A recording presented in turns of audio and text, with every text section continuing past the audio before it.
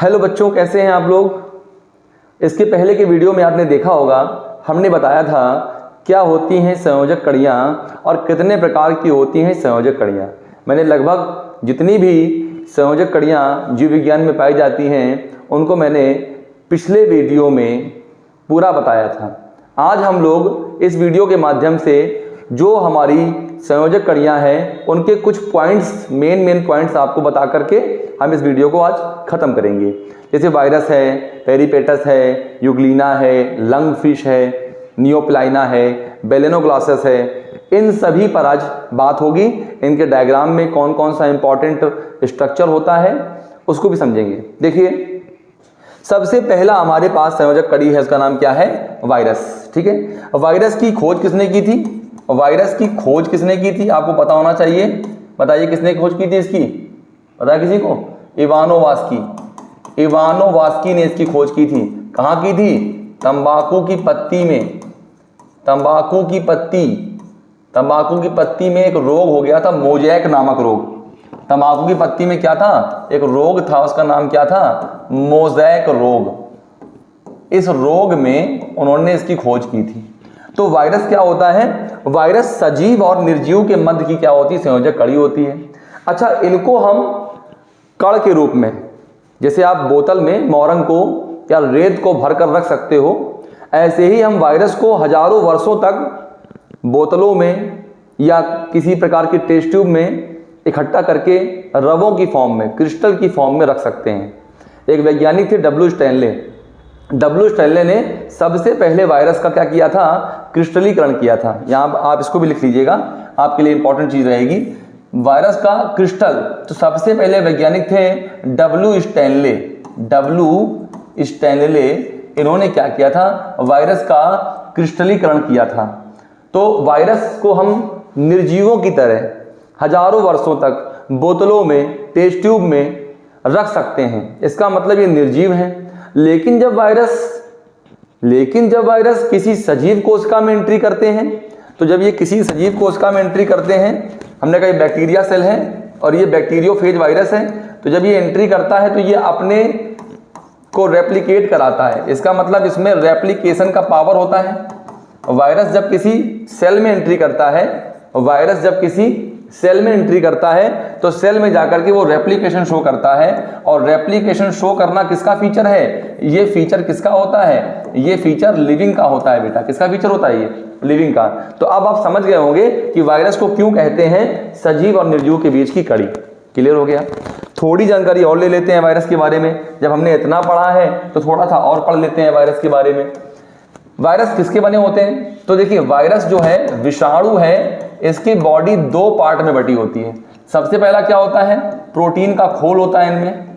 इनमें प्रोटीन का खोल पाया जाता है। वायरसों में क्या होता है सर?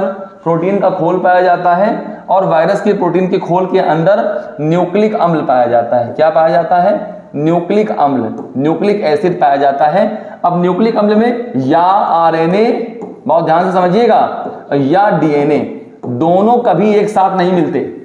वायरस में क्या होता है? वायरस में प्रोटीन का खोल पाया जाता है जिसे कैप्सिड कहते हैं। क्या कहते हैं? कैप्सिड कहते हैं। वायरस में प्रोटीन का खोल पाया जाता है जिसे क्या कहते हैं बच्चों? जिसे कैप्सिड कहते हैं। ध्यान रखिए, क्या कहते हैं? कैप्सिड कहते हैं। और कैप्सिड के अंदर न्यूक्लिक अम्ल पाया जाता है। या तो आरएनए पाया जाएगा या तो डीएनए पाया जाएगा। आरएनए और डीएनए दोनों एक साथ विषाणुओं में नहीं मिलते। ठीक है, क्लियर हो गया? जैसे आप ये देखिए, वायरस का डायग्राम बना हुआ है, तो ये देखिए प्रोटीन स्पाइक्स, ये प्रोटीन का खोल है। ये क्या है? ये उसका प्रोटीन का खोल है, ये इसका कैप्सिड हो गया। और देखो अंदर ये आरएनए भरा हुआ है। ये इसका क्या हो गया? ये इसका न्यूक्लिक एसिड हो गया। अंदर क्या भरा हुआ है? बीच में क्या भरा हुआ है? बीच में न्यूक्लिक एसिड भरा हुआ है। और बाहर क्या है? बाहर प्रोटीन का खोल है। तो ये क्या है? वायरस है। वायरस इक्वल टू क्या होता है? Nucleic acid plus protein. तो वायरस किसके बने होते हैं? न्यूक्लिक एसिड और प्रोटीन से मिलकर बने होते हैं। क्लियर हो गया? तो उम्मीद करते हैं वायरस के बारे में आपको थोड़ी जानकारी जो आपके कंपटीशन एग्जाम के लिए आवश्यक है वो मिल गई होगी आपको यहां से। चलिए, अब हमारी दूसरी जो संयोजक कड़ी है वो बेटा क्या है, वो है यूग्लिना। देखिए पीछे आ गया हमारी पास जो हमारी इंपॉर्टेंट दूसरी संयोजक कड़ी है वो हमारा क्या आ गया, यूग्लिना आ गया। यूग्लिना भी बहुत ही महत्वपूर्ण है। क्यों? क्योंकि यूग्लिना कोई दो संघों के मध्य की कड़ी नहीं है, यूग्लिना दो जगत को जोड़ रही है। दो जगत, एक पादप जगत, एक क्या है पादप जगत, और एक है जंतु जगत। तो पादप जगत और जंतु जगत के मध्य अगर कोई संयोजक कड़ी पाई जाती है तो वो हमारा क्या होता है, यूग्लिना होता है। पादप जगत और जंतु जगत के मध्य में अगर कोई संयोजी कड़ी पाई जाती है तो वो बेटा क्या होता है, वो यूग्लिना होता है। यूग्लिना क्या है, यूग्लिना क्यों है इसके बीच की संयोजक कड़ी? क्योंकि यूग्लिना एक ऐसा जंतु है जिसमें पौधों के समान क्लोरोफिल ए और क्लोरोफिल बी पाया जाता है। मतलब यूग्लिना में क्या होता है, यूग्लिना में प्लांट की तरीके क्लोरोफिल ए और क्लोरोफिल बी पाया जाता है। क्लोरोफिल ए और क्लोरोफिल बी किसका कैरेक्टर है? ये सर पादप कोशिका का कैरेक्टर है। पादप कोशिका मतलब प्लांट सेल, क्लोरोफिल ए और क्लोरोफिल बी का पाया जाना किसका कैरेक्टर है? पादप कोशिका का, प्लांट सेल का कैरेक्टर होता है। और ये जो क्लोरोफिल ए और बी है इसी की मदद से पौधे प्रकाश की ऊर्जा को रासायनिक ऊर्जा में, स्टार्च में कन्वर्ट करते हैं। अब ये इसके पास भी है, इसका फायदा उठाएगा वो। तो जब अंधेरा हो जाता है, प्रकाश नहीं पहुंचता है, तब ये क्या करता है, तब ये जंतुओं की तरीके किसी अन्य बैक्टीरिया को खाता है। लेकिन जब इसके पास प्रकाश होता है तब ये क्या बन जाता है, स्वपोषी बन जाता है। इसका मतलब एक क्वेश्चन यहां से और मिल सकता है कि मिश्र पोषी पोषण किसमें पाया जाता है? मिश्र पोषी। मिश्र पोषी का मतलब क्या हो गया, स्वपोषी प्लस परपोषी। स्वपोषी और परपोषी ये दो प्रकार का जब पोषण किसी एक जीव में पाया जाए तो उस जीव को बेटा क्या बोलते हैं, मिश्र पोषी जीव। क्या बोलते हैं उस जीव को? मिश्र पोषी जीव कहते हैं। और मिश्र पोषी जीव का सबसे अच्छा और सबसे सुटेबल एग्जांपल हमारे पास क्या है, यूग्लिना है। कई एग्जाम में पूछा गया है कि किसी मिश्र पोषी जीव का नाम बताइए या इनमें से छांटिए कौन मिश्र पोषी जीव है। अब आप कर लेंगे ना, क्योंकि अब आपको पता है कि जो यूग्लिना है उसमें क्लोरोफिल ए और बी भी पाया जाता है, जिससे वो पौधों के समान अपना भोजन बना लेता है। लेकिन प्रकाश ना होने पर ये जंतुओं के तरीके भोजन प्राप्त करता है। तो ये हमारा क्या हो गया, ये हमारा यूग्लिना हो गया। क्लियर? यूग्लिना में गमन कैसे होता है, यूग्लिना चलता कैसे है? तो यूग्लिना में गमन के लिए, यूग्लिना में लोकोमोशन के लिए, यूग्लिना में लोकोमोशन के लिए क्या पाए जाते हैं बताइए? फ्लैजिला पाया जाता है। फ्लैजिला, कशाभिक पाया जाता है और ये कशाभिक की सहायता से गति करता है। इसके बाद एक नया क्वेश्चन सुनिए। यूग्लिना पहले जंतु जगत में आता था, परंतु वर्तमान में 5 जगत प्रणाली के बाद में वर्तमान में यूग्लिना कहाँ आता है? वर्तमान में यूग्लिना प्रोटिस्टा का सदस्य है। कहीं नोट कर लीजिएगा, प्रोटिस्टा का सदस्य है। वर्तमान में यूग्लिना किसका सदस्य है? वर्तमान में, इस बात को समझिएगा, जो पुरानी किताबें हैं वहां पर संघ प्रोटोजोआ दिया गया है, लेकिन जो नई किताबें हैं, नई एनसीईआरटी आप जब पढ़ेंगे आप वहां देखेंगे एक नया किंगडम मिलेगा आपको, किंगडम प्रोटिस्टा। किंगडम प्रोटिस्टा के अंतर्गत अब यूग्लिना आता है। ठीक है? जो भी प्रोटोजोअन्स पहले थे वो सब किसमें आ गए हैं, वो सब हमारे अंडर प्रोटिस्टा जो किंगडम बनाया है उसमें आ जाते हैं। इसको बोलते हैं यूग्लिनाइड। आप जब पढ़ेंगे तो किंगडम प्रोटिस्टा का एक पार्ट है यूग्लिनाइड, उसमें यूग्लिना को शामिल किया गया है। चलिए आगे बढ़ते हैं, पूरी इसकी जानकारी आपको मिल गई होगी। चलिए अगला हमारे पास जो कनेक्टिव लिंक है वो है प्रोटीरोस्पंजिया। क्या है बेटा? प्रोटीरोस्पंजिया। प्रोटीरोस्पंजिया किसके बीच की है संयोजक कड़ी? प्रोटीरोस्पंजिया किसके बीच की है संयोजक कड़ी भैया? अगला हमारे पास क्या है? अब हमारे पास आ गया है प्रोटीरोस्पंजिया। प्रोटीरोस्पंजिया संघ प्रोटोजोआ, वर्तमान का प्रोटिस्टा। वर्तमान में कहाँ है? बहुत ध्यान से समझिएगा चीजों को, बहुत कंफ्यूजिंग चीजें हैं। पहले का प्रोटोजोआ, वर्तमान का प्रोटिस्टा। प्रोटिस्टा में एक आता है वर्ड प्रोटोजोअन्स, ठीक है? उसमें हमारा आता है अमीबा, पैरामीशियम। ठीक है? वैसे ही जो एक फाइलम पोरीफेरा है, फाइलम पोरीफेरा में कौन आता है? स्पंजेस आते हैं, स्पंज।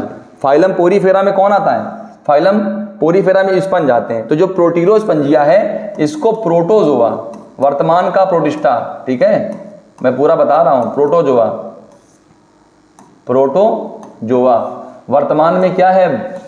वर्तमान में किसका है ये? वर्तमान में यह है प्रोटिस्टा में आता है, प्रोटिस्टा जगत में आता है। आइए बात समझ, प्रोटोजोआ वर्तमान में यह किसमें है? प्रोटिस्टा जगत में है। और पोरीफेरा के जीव, पोरीफेरा पता है जंतु जगत, पोरीफेरा क्या है? पोरीफेरा जंतु जगत। आई बात समझ में? तो प्रोटीरोस्पंजिया, प्रोटोजोआ और पोरीफेरा के बीच का क्या है? एक कनेक्टिव लिंक है, क्योंकि ये जो आप देख रहे हैं जो सेल बनी हुई हैं ये हमारी कॉलर सेल है, इन्हें बोलते हैं कीप कोशिकाएं। आप जो ये डायग्राम देख पा रहे हो ये क्या है? ये कीप कोशिका है। कीप कोशिका को बेटा बोलते हैं कोइनोसाइट सेल। और कीप कोशिका किसका कैरेक्टर है? कीप कोशिका किसका कैरेक्टर है?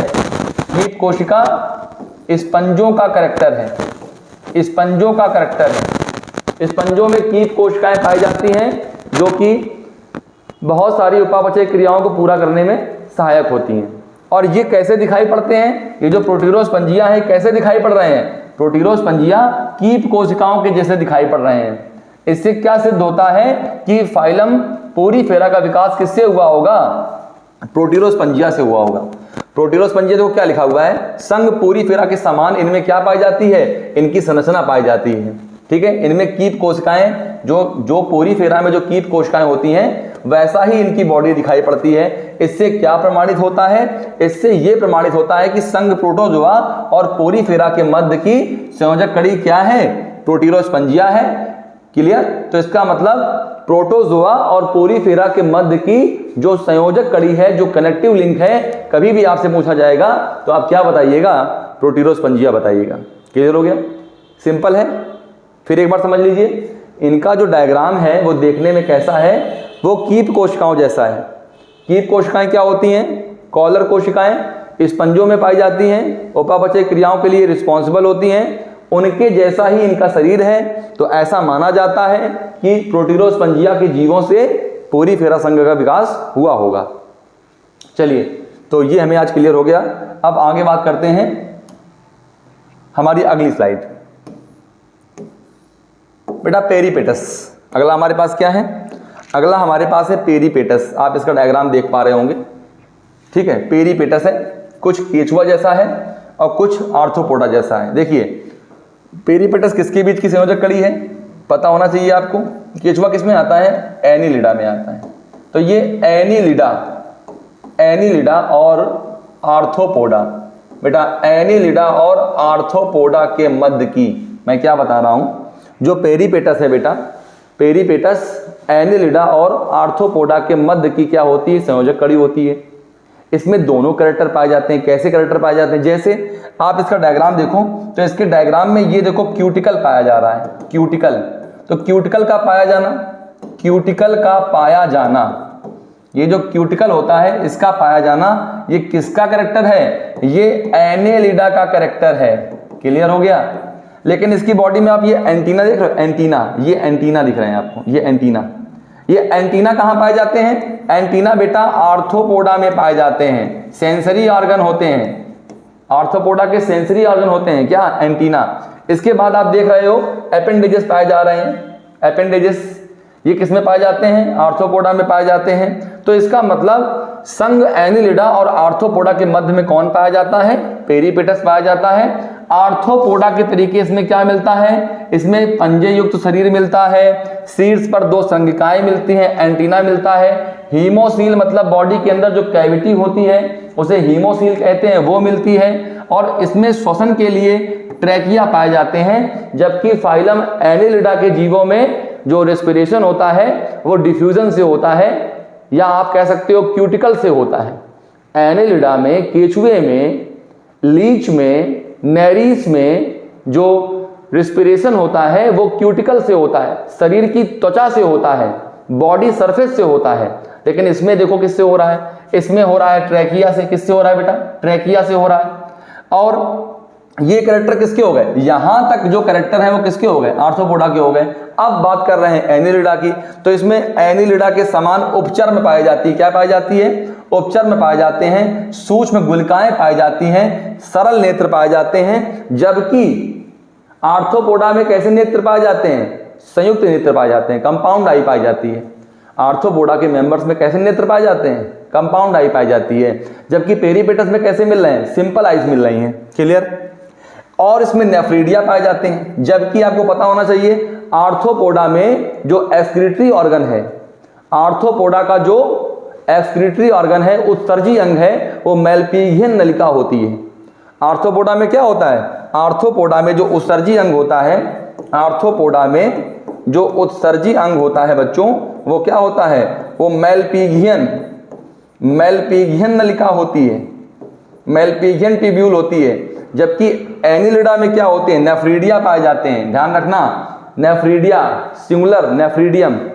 तो एनिलिडा के जीवों में नेफ्रीडिया हैं, जबकि आर्थ्रोपोडा में मेलपिगियन ट्यूब्यूल हैं। तो आधे कैरेक्टर किसके हैं? आर्थ्रोपोडा के हैं। और आधे कैरेक्टर किसके हैं बच्चों? एनिलिडा के हैं। तो कभी भी ध्यान रखना, ये डायग्राम आ जाए, पेरिपेटस के बारे में आ जाए, तो अब आप आधा पेज तो लिख लेंगे ना। आपके पास इतना मैटर हो गया है कि आप आराम से डायग्राम के साथ एक पेज कंप्लीट कर सकते हैं। तो मैंने क्या बता दिया? पेरिपेटस। आप इसके नोट्स बने हुए हैं, आप नोट करिएगा, पढ़िएगा, वीडियो को स्टॉप करके बीच बीच में पॉज करके देखिएगा, समझने की कोशिश करिएगा कि दोनों के कैरेक्टर इसमें मिलते हैं। क्लियर हो गया? चलिए आगे बढ़ते हैं।